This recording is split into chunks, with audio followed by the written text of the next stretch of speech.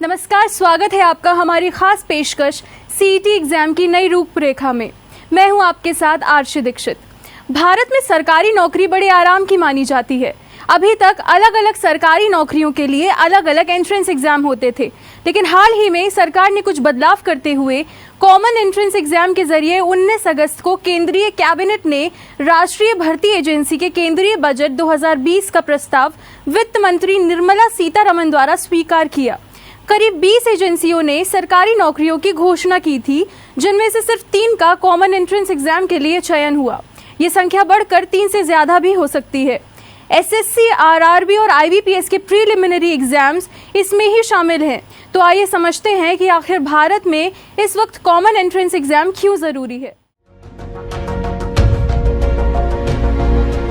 भारतीय कैबिनेट ने राष्ट्रीय भर्ती एजेंसी के केंद्रीय बजट 2020 का प्रस्ताव स्वीकार किया और अब राष्ट्रीय भर्ती एजेंसी कॉमन एंट्रेंस एग्जाम को 2021 से एक ही प्लेटफॉर्म में घोषित करेगा, यानी ग्रुप बी और ग्रुप सी के लिए एक में ही व्यवस्था। सीईटी से कई लाभ होंगे, जैसे साधारण सिलेबस होने से ज्यादा सिलेबस का बोझ कम होगा। एसएससी, आरआरबी और आईबीपीएस के प्रीलिमिनरी एग्जाम्स काफी कठिन होते हैं। सीईटी से फॉर्म भरने और कई जगह एग्जाम देने से छुटकारा भी मिलेगा। इससे पैसे और वक्त दोनों ही बचेंगे। सीईटी 3 सालों तक वैलिड होगा, जिसका मतलब है कि 2020 में एग्जाम देने वाले छात्र 2023 तक मेंस एग्जाम दे सकते हैं। सीईटी साल में 2 बार होगा, जिससे छात्र छात्राओं को ज्यादा से ज्यादा अवसर मिलेंगे। ये 3 अलग लेवल पर होगा। पहला मैट्रिक बेस, जिसमें केवल मैट्रिक बेस के सवाल होंगे और 2 सीईटी टेस्ट हर साल होंगे। 12वीं बेस के 4 सीईटी हर साल और आखिर में ग्रेजुएशन लेवल पर 6 सीईटी एग्जाम होंगे। कॉमन एंट्रेंस एग्जाम की जरूरत कई मायनों में है।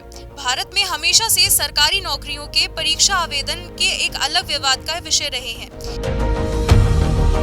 तो एक अलग एजेंसी इन सभी समस्याओं के समाधान के लिए जरूरी है। सिलेबस के बोझ को कम करते हुए युवाओं, गरीब वर्ग और ग्रामीण क्षेत्रों की महिलाओं को सरकारी नौकरियों में मददगार साबित होगी। 12 आधिकारिक भाषाएं सीईटी में जुड़ी हैं और भविष्य में 22 अन्य आधिकारिक भाषाओं के जुड़ने की संभावना भी है। सीईटी के नंबर को कई प्राइवेट कंपनियों से साझा किया जाएगा। परीक्षा केंद्र से जुड़े सवालों के लिए 24/7 हेल्पलाइन का प्रावधान भी लागू किया गया है,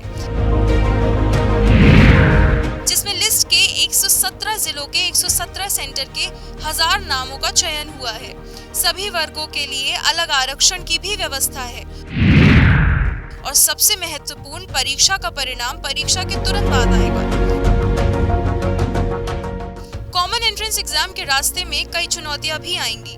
प्राइवेट कंपनियों से छात्र छात्राओं के नंबरों को साझा किया जाएगा, जिससे उन छात्र छात्राओं की निजी जानकारी के गलत इस्तेमाल का भी खतरा रहेगा।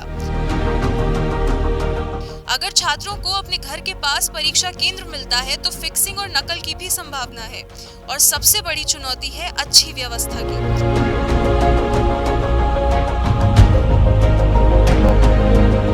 देश की सबसे बड़ी बेरोजगारी की समस्या क्या इस नीति से सुधर पाएगी? क्या सालों से चलते आ रहे इस सवाल का जवाब लोगों को मिल पाएगा?